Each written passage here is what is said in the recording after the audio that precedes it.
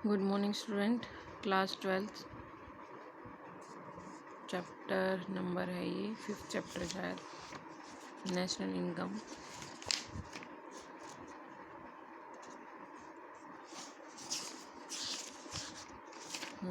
ठीक है।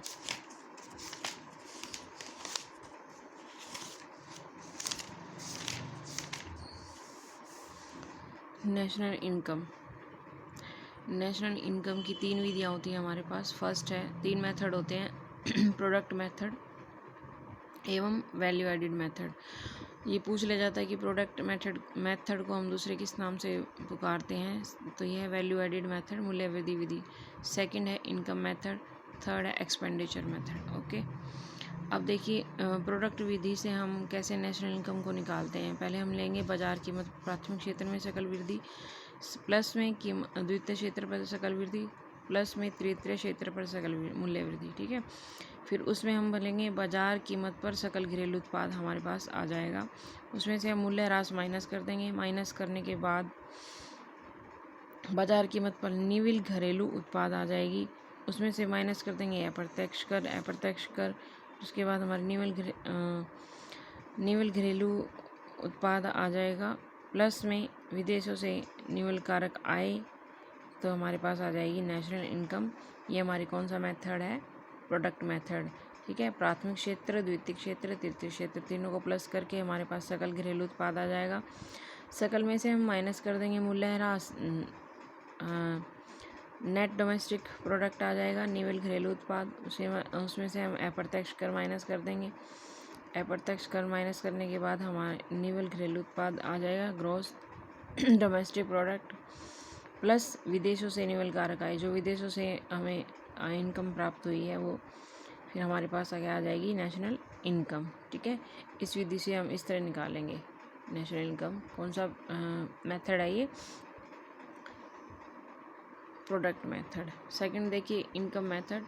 Income method में क्या तरीका है? कर्मचारियों का पारिश्रमिक प्लस परिचालन अधिशेष प्लस स्वनियोजितों की मिश्रित आय इसमें शामिल होती है। तो हमारे पास क्या आ जाएगी? निविल घरेलू आय, नेट डोमेस्टिक इनकम, प्लस विदेशों से प्राप्त निविल कारक आय। ठीक है, तो हमारे पास ये आ गई नेशनल इनकम। ठीक है ना,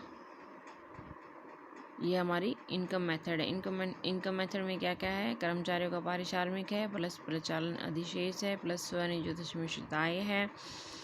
तो हमारे पास घरेलू आय आ जाएगी। घरेलू आय में अगर हम विदेशों से निविल कारक आय प्लस करते हैं तो हमारे पास नेशनल इनकम आ जाएगी। ठीक है, ये हमारी इनकम मेथड है। सेकंड देखिए, थर्ड देखिए एक्सपेंडिचर मेथड। एक्सपेंडिचर मेथड में क्या करते हैं हम? जो हमारा निजी उपभोग व्यय है उसमें सरकारी अंतिम उपभोग व्यय प्लस सकल घरेलू स्थायी पूंजी निर्माण प्लस स्टॉक में परिवर्तन या माल सूची निवेश प्लस निविल निर्यात को कैसे निकालते हैं? निर्यात माइनस आयात। तो हमारे पास आ जाएगा बाजार कीमत पर सकल घरेलू उत्पाद। देखो, सकल में से अगर हम मूल्य ह्रास माइनस करते हैं तो हमारे पास बाजार कीमत निविल घरेलू उत्पाद आ जाएगा। ठीक है, ध्यान रखना ये पॉइंट। ये सेम चीज़ यहाँ पे भी थी। जब हम सकल में से मूल्य ह्रास माइनस करते हैं तो हमारे पास नेट डोमेस्टिक आ जाती है। ठीक है, उसके बाद देखो माइनस अप्रत्यक्ष कर, ये भी इसी में था, माइनस अप्रत्यक्ष कर माइनस कर देंगे तो क्या आ जाएगा?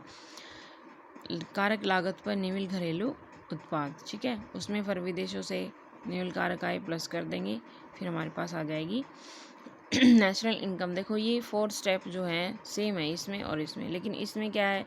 बाजार कीमत तो प्राथमिक क्षेत्र, द्वितीय क्षेत्र, तृतीय क्षेत्र को शामिल किया गया है, लेकिन इसमें निजी अंतिम उपभोग व्यय प्लस सरकारी अंतिम उपभोग व्यय प्लस सकल घरेलू स्थायी पूंजी निर्माण, स्टॉक में परिवर्तन, माल सूची निवेश प्लस निर्यात माइनस आयात। ठीक है, ये हमारा है एक्सपेंडिचर मेथड। सकल में हम माइनस करेंगे मूल्य ह्रास तो हमारे पास नेट डोमेस्टिक प्रोडक्ट आ जाएगा।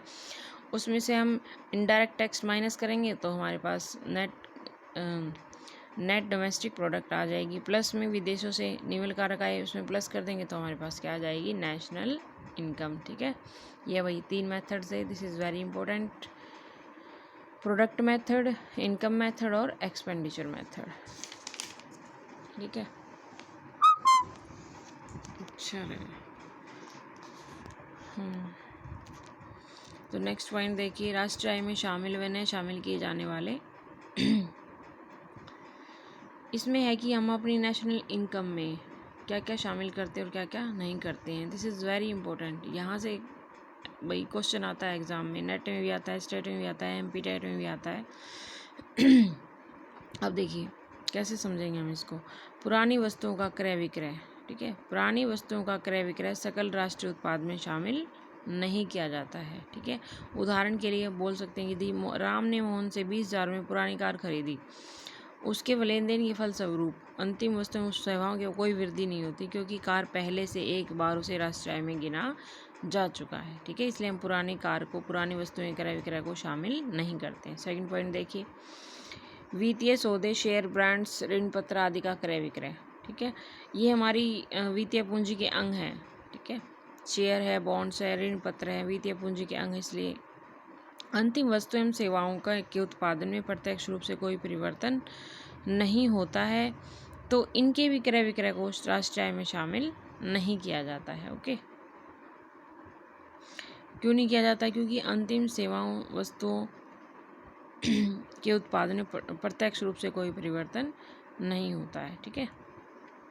थर्ड देखिए, गैर कानूनी इलीगल एक्टिविटीज़ को भी हम नेशनल इनकम में शामिल नहीं करते हैं, ठीक है। जैसे जुएबाजी है, शराब का उत्पादन है, नशीले पदार्थ हैं, स्मगलिंग है, तो इस तरह इलीगल एक्टिविटीज़ को भी हम नेशनल इनकम में शामिल नहीं करते हैं।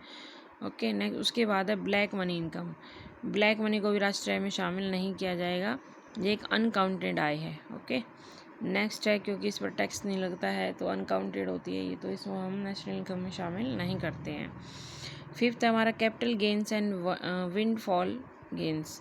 पूंजीगत लाभ से अभिप्राय है कि भूमि, शेयर, बॉन्ड्स आदि की कीमत में होने वाली वृद्धि से उनके स्वामियों को प्राप्त आय। अप्रत्याशित लाभ से अभिप्राय है कि अचानक मिलने वाली लॉटरी, जैसे अचानक से लाभ हो गया, लॉटरी लगी, तो इन सब की वस्तुओं सेवाओं को भी कोई प्रभाव नहीं होता है, तो राष्ट्रीय आय में इसको शामिल नहीं किया जाता है, ठीक है। ये देखिए दोबारा रिवीजन करा देती हूँ थोड़ा सा।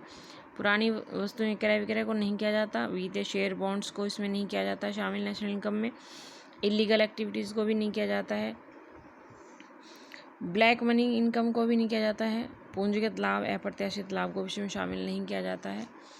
उसके बाद है अप्रत्यक्ष कर, जैसे बिक्री कर, उत्पादन का आदि। अप्रत्यक्ष केवल वस्तु की बाजार कीमत को बढ़ाते हैं, इसलिए इन्हें राष्ट्रीय आय में शामिल नहीं किया जाता है। उसके बाद छात्रवृत्ति, स्कॉलरशिप, हम स्कॉलरशिप के बदले हमें कोई सेवा नहीं मिलती है तो हम इसको राष्ट्रीय, यह एक हस्तांतरण भुगतान है, ठीक है, तो इसको हम राष्ट्रीय आय में शामिल नहीं करते। 8th पॉइंट है विदेशों से प्राप्त उपहार। विदेशों से प्राप्त उपहार को राष्ट्रीय आय में शामिल नहीं किया जाता है, क्योंकि यह एक हस्तांतरण भुगतान है। वृद्धावस्था को पेंशन में इसमें शामिल नहीं करते हैं। बेरोजगारी भत्ते को भी नेशनल इनकम में शामिल नहीं किया जाता है। आधारभूत वैज्ञानिक अन्वेषण में प्रयोग होने वाली वस्तुओं को भी हम, ये मध्यवर्ती उपभोग है भाई, इसलिए राष्ट्रीय आय में शामिल नहीं करते। सुनामी पीड़ितों को आर्थिक सहायता जो सब्सिडी देती है सरकार, उसको, ये भी एक हस्तांतरण भुगतान है। हस्तांतरण भुगतान का मतलब ये जिसके बदले हमें कोई सेवा नहीं मिलेगी, ठीक है, तो सेवा नहीं मिलेगी तो इनकम नहीं होगी, इनकम, तो इसलिए इनको राष्ट्रीय आय में शामिल नहीं किया जाएगा। जलपान गृह द्वारा सब्जियों की खरीद, इसको राष्ट्रीय आय में शामिल नहीं किया जाता, क्योंकि यह एक मध्यवर्ती उपभोग है। बच्चे को दिया गया जेब खर्च, इसको भी राष्ट्रीय आय में शामिल नहीं करते, क्योंकि ये भी हस्तांतरण भुगतान है। एक कारखाने का बिजली पर खर्च राष्ट्रीय आय में शामिल नहीं किया, क्योंकि एक मध्यवर्ती उपभोग कहलाता है। पूंजीगत हानि, बाढ़, भूकंप, विपदाओं से होने वाली जो हानि होती है उसे पूंजीगत हानि कहा जाता है, इसको राष्ट्रीय आय में शामिल नहीं करेंगे। गृहस्थों द्वारा आकाश के समय में होने वाले बगीचे में सब्जियां उगाना, इसको भी राष्ट्रीय आय में शामिल नहीं करेंगे, ठीक है, जो कि हम छुट्टियों के समय इसमें सब्जियां उगाते हैं। गृहिणियों द्वारा प्रदान की गई सेवाएं, इसको भी राष्ट्रीय आय में शामिल नहीं किया जाता है, क्योंकि इन सेवाओं का बाजार मूल्य निकालना थोड़ा कठिन होता है, इसलिए सेवाएं अर्जित करने के लिए नहीं की जाती हैं। नेक्स्ट पॉइंट है राष्ट्रीय ऋण पर ब्याज। राष्ट्रीय ऋण उपभोग के लिए लिया जाता है, ठीक है, इसलिए इसको हस्तांतरण भुगतान माना जाता है, राष्ट्रीय आय में शामिल नहीं किया जाता, ठीक है। जो भी चीज़ हस्तांतरण भुगतान में शामिल होगी वो राष्ट्रीय आय में शामिल नहीं की जाती है। नेक्स्ट है मृत्यु कर, उपहार कर को राष्ट्रीय आय में शामिल नहीं किया जाता है। संपत्ति पिछली बचत में से दिए जाते हैं, इसका किसी उत्पाद क्रिया से कोई संबंध नहीं होता है। परिवार द्वारा किया गया आयकर, आयकर चालू में आय से दिया जाता है, इसलिए राष्ट्रीय आय में शामिल होता है। इसे राष्ट्रीय का अनुमान लगाते समय अलग से नहीं किया जाना चाहिए। ठीक है भाई, ये वेरी